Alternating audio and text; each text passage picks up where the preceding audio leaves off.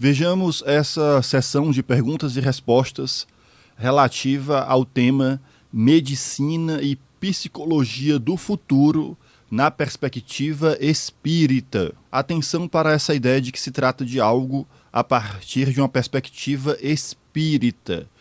Como nós explicamos no nosso último vídeo, quem não viu, eu recomendo fortemente que o veja. Lá nós fizemos uma diferenciação entre o que é que de fato é relativo à doutrina espírita, o que é que podemos considerar espírita, levando em consideração o duplo caráter do espiritismo, de maneira que, sempre que falarem em nome do espiritismo, é preciso levar em conta se o que se fala é baseado em estudo, se esse estudo leva em consideração esse duplo caráter. Via de regra, nem se estuda, muito menos leva-se em consideração o duplo caráter do espiritismo, o que vamos ver nessas falas ilustra muito bem isso. Ilustra muito bem porque, inclusive, fala diretamente com algo que abordamos no nosso último vídeo relativo à interrupção na gravidez. Vejamos a questão que vai ser colocada inicialmente relativa à fertilização in vitro. Deixa eu preparar aqui. Eu escolhi essa pergunta até porque nós tivemos uma conversa durante o almoço e achei que seria bem bacana, dada a sua experiência. Qual a visão espírita sobre o processo de fertilização in vitro, partindo do princípio que uma vida começa quando espermatozoide e óvulo se encontram? Como entender o processo de formação de embriões em laboratório, sabendo que nem todos eles terão o mesmo fim? Essa pergunta é fantástica. Obviamente que o que eu falar aqui são hipóteses, né? Não assumam isso como verdade absoluta, porque eu não as tenho. Não é? Então, eu queria comentar sobre isso, né? E a gente estava comentando porque... Atenção, antes de ele entrar na resposta, vejamos o que foi colocado na pergunta. Deveria estar embutida na pergunta a ideia de que, se se trata de um estudo espírita, esse estudo levou em consideração as comunicações dos espíritos e, ao considerar as comunicações dos espíritos, atuou em relação a essas comunicações de forma que esse trabalho aplicado produziu um conhecimento no sentido da doutrina dos espíritos. Nesse sentido, inclusive, compreendendo o limite que esses estudos nos permitem, o escopo em que podemos adentrar a partir dos estudos espíritas em uma outra área de conhecimento, aqui no caso, como foi colocado em relação à fertilização in vitro, beleza? Então vejamos porque o Rafael, ao responder, destaca muito bem que se trata de uma hipótese, mas não fica claro, atenção, que essa hipótese é baseada em estudo, muito menos em estudo espírita, como nós explicamos desde a abertura, como nós falamos lá no outro vídeo, beleza? Então vejamos o que ele diz. Então, eu queria comentar sobre isso, né? E a gente estava comentando porque a minha esposa, em 2016, perdeu um filho. Nós perdemos, né? E depois, a partir daí, ela não conseguia engravidar mais. E aí, quando ela fez 39 anos, a médica dela disse: olha, é melhor você fazer uma fertilização, porque o tempo está correndo. Tudo bem, ela entrou naquele processo hormonal todo, tirou só 4 óvulos. E aí eu comigo mesmo falei, não vai dar, falta de fé. Desses 4, 3 fertilizaram. Inclusive eu mostrei para ela, eu tenho a foto dos 3 embriões, segundos antes de ser implantado da minha esposa. E eu fiz a pergunta, mas ela falou assim, olha, eu vou colocar os 3 porque na idade dela não vai conseguir. Ô, médica sem fé. Aí eu falei assim, nossa, mas quanto que é para ter 1? Ela falou assim, mais ou menos 20% de chance. Eu falei assim, mas e os 3? Ela falou assim, não pensa nisso não, porque é como se você ganhasse na loteria. Ganhei, quer dizer, não adianta eu jogar mais. Já foi, minha sorte já foi. E aí, então, vem a questão. Inclusive, gente, o sonho foi antes. Antes, assim, depois que implantou esse sonho que eu contei, depois que implantou os 3, a nossa ideia é, o que funciona de primeira? Eu não tinha. Mas, enfim. E aí foi quando eu sonhei e falei para ela dos 3. Mas aí, o que é a questão da fertilização in vitro? É óbvio que, como eu comentei, o espírito, ele já está próximo. Então, logo após a minha esposa perder aquele primeiro, a gente achou que não íamos ser pais, eu sentia por várias noites uma mão tocando meu ombro, uma mão tocando meu pescoço. Só que para mim isso são situações naturais. E aí isso significa que os espíritos já estavam ali. E 8 anos antes, numa reunião mediúnica em Belo Horizonte, um espírito se manifestou como uma criança, através de mim. E ali ele tinha mais ou menos 8 anos, e ele falou assim, eu quero só dar um recado para a Sabrina. Eu estou para ajudá-la com os meus irmãos. E aí ela sempre falava, mas não é possível, eu não vou conseguir engravidar. Ela já tinha 39 anos. Gente, isso foi em 2011, 2010, 2011. O espírito se manifestou numa idade de mais ou menos 8 anos. Foi exatamente o tempo para que ela engravidasse dos 3. Esse estudo já está planejado. Aquele embrião que está congelado não tem um espírito. Vamos lá. Ele está contando uma história pessoal. Eu não quero entrar muito no mérito dessa história, porque, convenhamos, a pergunta foi relativa a algum estudo e ele apresenta uma história pessoal.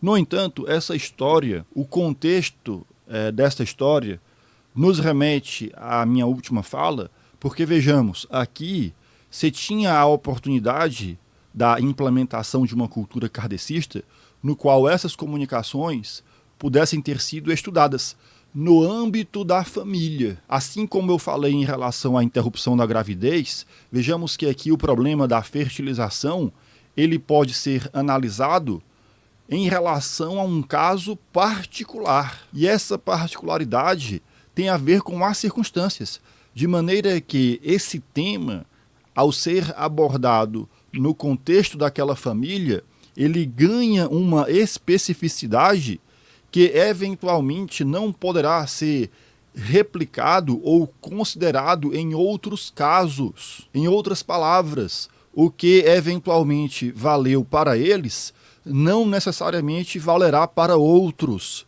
É disso que se trata a relativização que precisa ser analisada, a fim de que se compreenda aquela particularidade em relação àquelas circunstâncias, em relação àquele contexto. Contexto esse que, inclusive, é espiritual.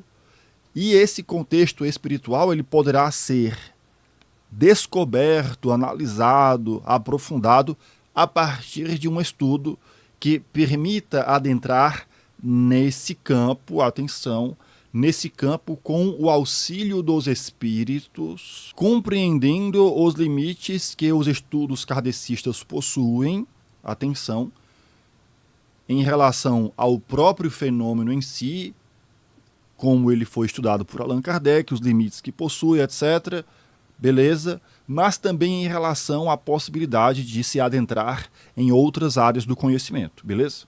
De qualquer maneira, os estudos kardecistas poderiam aqui é eventualmente permitir que se compreendesse melhor o que é que estava acontecendo. Beleza? É uma possibilidade que temos. E é claro que, dentre as possibilidades do conhecimento adquirido em relação a esse estudo, também se compreender o que é que poderia acontecer em relação à eventual gravidez, a possível gravidez que se desejava. Beleza? Então vejamos como a postura kardecista nos permite extrair um conhecimento no trato com os espíritos, de maneira que, em relação ao que eles dizem, nós não ficamos passivos. Nós não ouvimos aquilo passivamente e ficamos imaginando o que é que pode ser, o que é que será, etc. Não, a gente vai pegar aquele fio da meada e tentar extrair dali o que nos for possível. Em relação a um tema que, novamente, nesse caso, nos fala ao coração, porque aqui não se trata de interromper a gravidez, mas de produzi-la. Vejamos como esses exemplos aqui colocados, porque o Rafael vai falar agora, e em seguida vamos colocar também a fala do senhor Paulo César Frutuoso, vamos ver como essas falas conversam com aquele nosso último vídeo, beleza? Então vejamos o que continua a dizer o Rafael, porque agora ele vai sair do caso relativo à sua família, o que aconteceu com ele, etc., e vai falar de uma forma mais geral. Atenção, vamos lá. Está planejado. Aquele embrião que está congelado, não tem um espírito preso ali, congelado também? Esperando a boa vontade de alguém colocar no útero. Não, gente. Se você tira uma célula do corpo e coloca numa cultura... Vejamos como a afirmação que foi feita, tudo bem, faz sentido, mas percebem como ela não possui um estudo que a embasa? Esse é o ponto que eu quero que vocês entendam. É uma afirmação que faz sentido, parece lógica, mas não há estudos espíritas que lhe fundamentem. É disso que se trata. Essa é que é a questão. Estudos que poderiam ser implementados a partir de casos particulares, enfim, a partir de possibilidades que estão colocadas diante de nós em relação a esse e a outros temas. No lugar de estudos espíritas, nós temos opiniões, e é claro, estudos espíritas levando em consideração o duplo caráter da formulação espírita, beleza? No lugar disso, nós temos opiniões. Opiniões pessoais. Se você tira uma célula do corpo e coloca numa cultura, ela fica, contanto que você forneça os nutrientes. Ela cresce. Você consegue fazer isso. Porque, como diz André Luiz no livro Evolução em Dois Mundos, cada célula é um animal, é um animáculo infinitesimal. Cada célula tem um princípio inteligente. Sabe o que significa?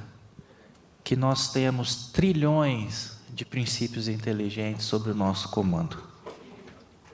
Que um dia se tornarão seres humanos.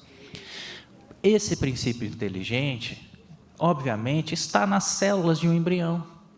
Só que o Haroldo até fechou o rosto. Haroldo, que vinha ali com um semblante mais leve, a partir de risadas que foram dadas, etc., de repente ficou ensimesmado. Tamanha a gravidade dessa informação extraída do que diz André Luiz. E mesmo que eu chova no molhado, vale dizer sempre que as afirmações de André Luiz não foram submetidas a controle.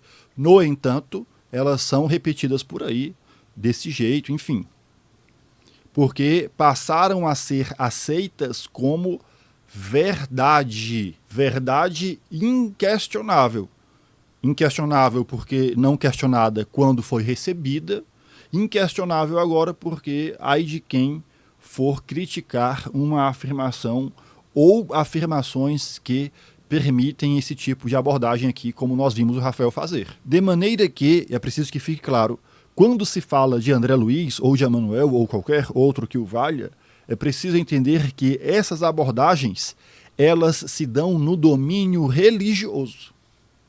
Uma vez que esses espíritos falaram um monte de coisas e essas coisas foram aceitas sem questionamento, sem estudo, portanto, sem controle.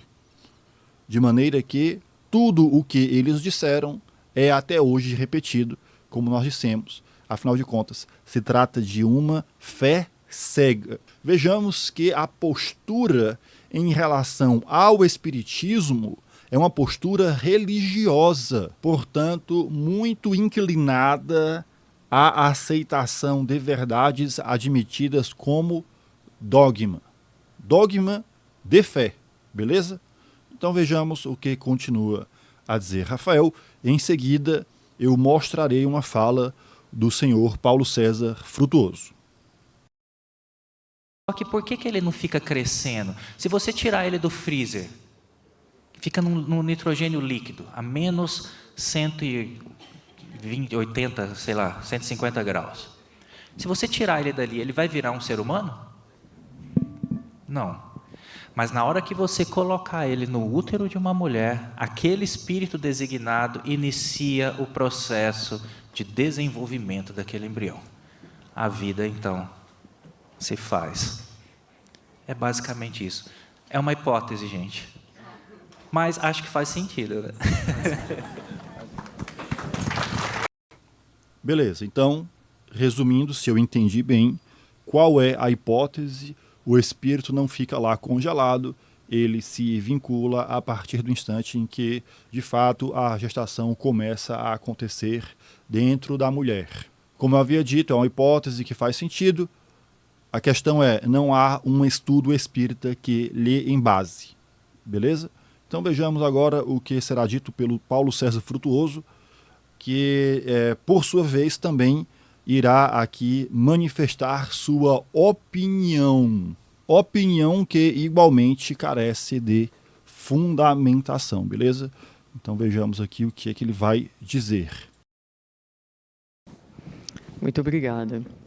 Agora, doutor Frutuoso, por que nos tempos atuais os fenômenos de materialização não são mais trabalhados com a mesma intensidade de antes? Porque a Percebem que essa pergunta ela poderia ser estudada efetivamente à luz do Espiritismo? Inclusive, a resposta que o senhor Paulo César Frutuoso vai dar nos faz pensar acerca da pergunta. Como foi dito, por que é que não há como antes? E aí eu colocaria, antes quando? Beleza? Por que é que eu coloco isso? Vejamos o que é que ele vai dizer.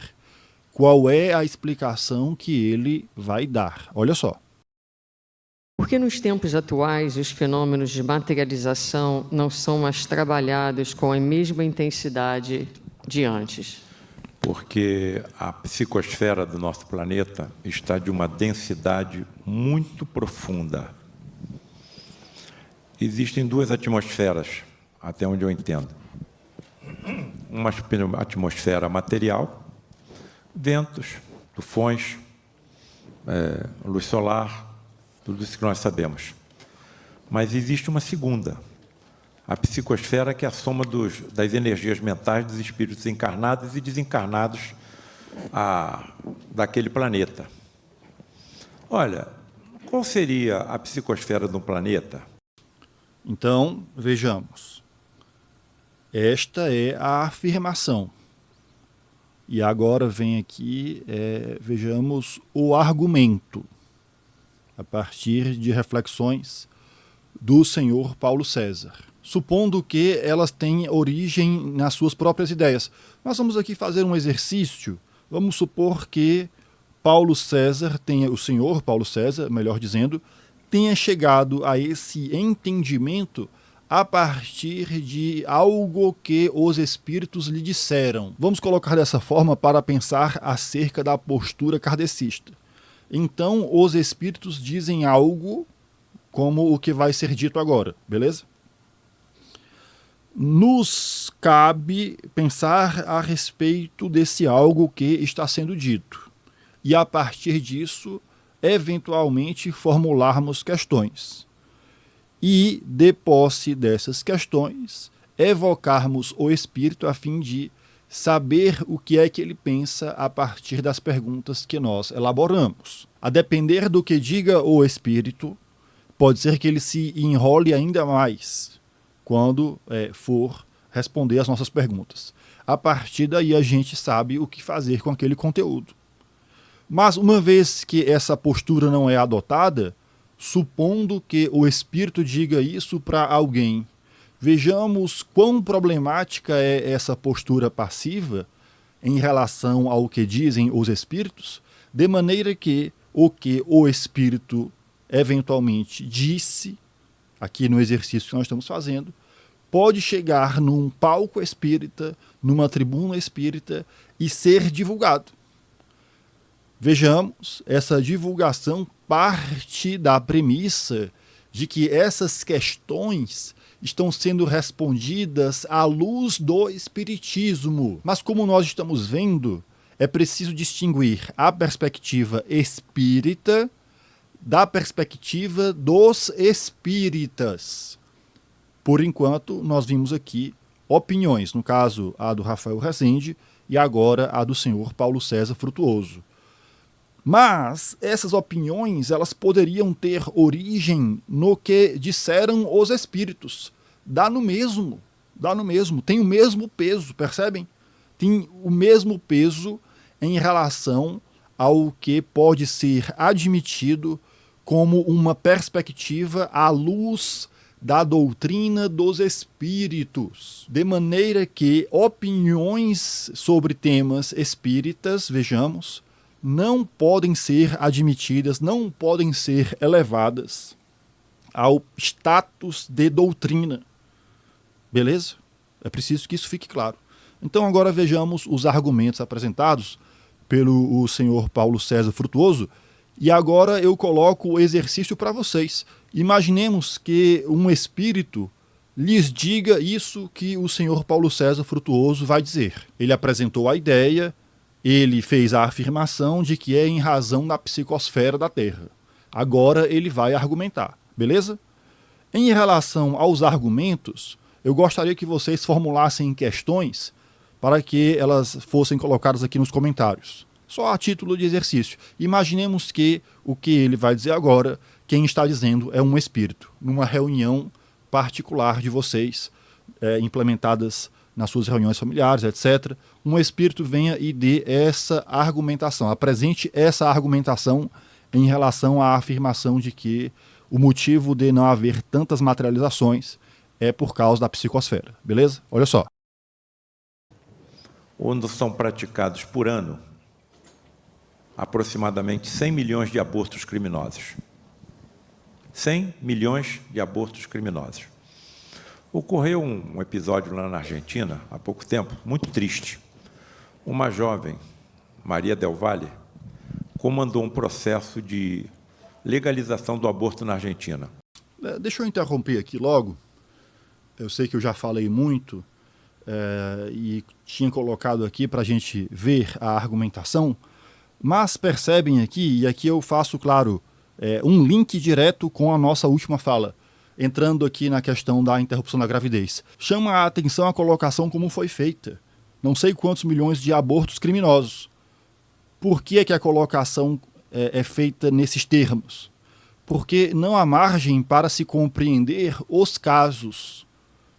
Ou seja, levando em consideração as circunstâncias, etc. Quantos desses supostos milhões de abortos aí que foram mencionados se enquadram no que foi colocado na questão 359, lá de O Livro dos Espíritos, para ficarmos apenas naquela questão que relativiza. E por que relativiza? Porque ela vai tratar de um caso específico. Então, o que é considerado crime na questão anterior, na questão seguinte, é colocado um cenário no qual é preferível que aquele crime seja praticado. Quando se fala milhões de abortos foram praticados, abortos criminosos, o caráter da colocação já é um caráter absoluto, que não dá margem, inclusive, para considerar o contexto da questão 359, que é apenas um aspecto que, infelizmente, é o único que se tem, porque foi o que Kardec colocou, como nós falamos naquele vídeo. Nenhum outro estudo espírita foi feito em relação àquele tema. De maneira que, via de regra, muito embora a questão 359, qual é a abordagem que se faz sempre? Essa, de que são práticas criminosas. Independentemente de qualquer coisa, é essa a pecha que se coloca. Beleza? Com 21 anos de idade, e conseguiu. No dia 30 de dezembro de 2020, foi assinado a legalização do aborto na Argentina. Parece que mais de 200 mil já foram realizados. E essa jovem, aos 23 anos, engravidou. Procurou um juiz e conseguiu uma autorização para realizar um aborto. Aonde foi feito o aborto? No hospital público. Quem fez esse aborto? Contraiu uma infecção fulminante e desencarnou. Como está ela agora? Chega em casa, bota lá, Maria Del Valle no Google. Qual será a psicosfera do planeta onde 2 dos maiores comércios são de armas e de drogas? Qual será? Desnecessário dizer que, uma vez que se parte do princípio de que essa é uma prática criminosa, independentemente de qualquer coisa, quando ele pergunta como é que ela está agora, considerando o fato de que a pessoa faleceu, levando em consideração toda a carga cultural produzida pela obra do Espírito André Luiz em relação a esse assunto, qual é a tendência que se tem aqui ao se imaginar o estado desse espírito? Vejamos como a postura kardecista poderia fazer toda a diferença nessa abordagem, inclusive em relação à jovem que faleceu. Mas da forma como se coloca, vejamos, inegavelmente já se atribui a ela uma situação de sofrimento, porque, afinal de contas, morreu em decorrência de uma prática criminosa. Atenção. Então, não há margem para se estudar o caso concreto, para evocar aquele espírito a fim de saber qual é o seu real estado. Nós já partimos do pressuposto de que deve estar sofrendo. Nesse sentido, contribui muito a literatura produzida pelo André Luiz, devido toda a carga que é direcionada, sobretudo, em relação à mulher considerada criminosa. Beleza? Então vejamos como essa opinião do senhor Paulo César Frutuoso, ela reflete uma série de preconceitos que encontram-se instalados no movimento espírita brasileiro. E por que preconceitos? Porque partem de premissas que não estão fundamentadas em estudos espíritas específicos em relação àquele caso. Beleza? É basicamente isso. É uma hipótese. De 2 dos maiores comércios são de armas e de drogas. Qual será a psicosfera de um planeta onde, no momento, estão acontecendo 28 movimentos de guerra? Nós só estamos sabendo da Ucrânia e só estamos sabendo da faixa de Gaza. A psicosfera... Tudo bem. A pessoa não é obrigada a saber tudo. Ainda mais considerando se tratar de médicos. Nós sabemos como a formação intelectual dessa área é uma formação deficitária. Mas, por mais problemática que seja essa formação, vejamos, é necessário um pouco de prudência em relação a determinadas afirmações, de maneira que o que ocorre em Gaza, vejamos, a situação da Palestina hoje em dia não tem nada a ver com guerra. O que ocorre na Palestina hoje em dia é genocídio, beleza? Não se trata de guerra, é genocídio. Continuando com a fala do senhor Paulo César Frutuoso. Nós só estamos sabendo da Ucrânia e só estamos sabendo da faixa de Gaza. A psicosfera de um planeta com essa magnitude vai permitir que tal fenomenologia ligada aos efeitos físicos possa ser comum? Se essa energia está dentro de todos nós, o que um terrorista não faria com essa energia? O que um fundamentalista não faria com essa energia? Então, não chegou o momento. Estão nos mostrando lampejos, clarões, lá no horizonte do que será, em relação à minha vertente, a medicina do futuro. Agora, essa tecnologia, essa energia, pode ser utilizada em outras frentes, como capturas ou recuperação de objetos históricos, documentos históricos. Olha, eu escrevi um livro chamado Alienígenas ou Médias.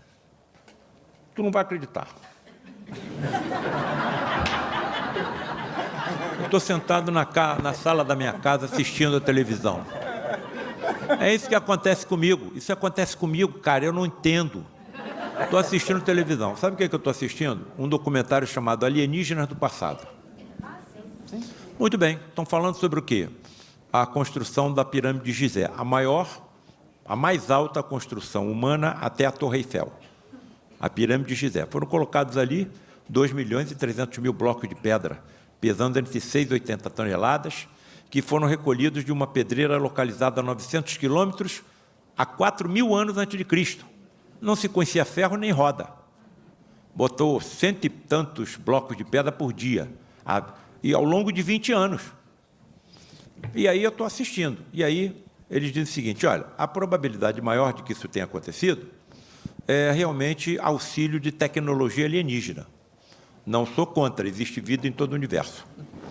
E aí o apresentador fala o seguinte, encontraram-se alguns afrescos em túmulos antigos do Egito, informando que os construtores sabiam como colocar uma estranha substância branca por baixo das pedras e elas eram, então, facilmente elevadas e transportadas. O que vocês acham que aconteceu comigo? Pô, isso é ectoplasma, cara. Eles estão dizendo, eu vou escrever outro livro, Alienígenas. Foi isso. Nós estamos em família, eu estou falando com os meus familiares, com meus entes queridos. Eu vou escrever outro livro, Alienígenas ou Médiuns? A mediunidade era muito conhecida no Egito Antigo, quem mandava no país era o sacerdote, não eram os faraós. E eles não conheceriam, então, a mediunidade de efeitos físicos. Como é que aqueles afrescos foram construídos na profundidade do deserto? Com calor, sem luz. Sem luz. Então, conheciam ou não conheciam a manifestação mediúnica da luminosidade, da bioluminosidade astral? Então, quer dizer, não estamos num planeta de provas e expiações, eles estão nos mostrando o que nos aguarda, lampejos. Vamos ver o que acontece quando a gente alcançar o planeta de regeneração. Ah, professor Paulo César, mas está uma confusão danada o planeta, como é que vai atingir a regeneração? Eu vou dar um exemplo. Se vocês forem me visitar sem me falar nada, vamos fazer uma visita de surpresa ao Dr. Paulo César. Aí vocês vão chegar no prédio que eu habito, segundo andar. Só que vocês não sabem que nesse dia eu estou mudando do segundo para o terceiro andar. Como é que vocês vão encontrar o meu apartamento? Todo revirado. É o que está acontecendo com o planeta Terra. Nós estamos subindo de degrau. Agora, aqueles que persistirem num comportamento inadequado não poderão permanecer aqui. Terão que ser transferidos para planetas menos evoluídos. Alguns até, talvez, na Idade da Pedra. Agora, uma coisa é certa. Já foi falado aqui. O conhecimento não regride. E eles poderão auxiliar, reencarnando em tais planetas, a evolução mais rápida das humanidades que ali habitam. Certo? Não chegou o momento, a psicosfera do nosso planeta, nós estamos colocando tijolos em planetas em telhado de zinco, porque as duas atmosferas se interpenetram uma através das outras. Aí, o que nós estamos vendo? Guerras, nós estamos vendo pandemias, nós estamos vendo terremotos, nós estamos vendo maremotos, nós estamos vendo tudo que está acontecendo no nosso planeta. Está revirado, está virado de cabeça para baixo. Então, a solução será, como já foi colocada, a chegada de espíritos evoluídos que tragam as soluções que nós precisamos. Isso não está longe, não. Há uma mensagem psicografada por Divaldo Pereira Franco, parece por Joana de Ângelos, que dá a seguinte informação. Olha, estão se aproximando 4 vertentes de espíritos altamente evoluídos que reencarnarão na Terra.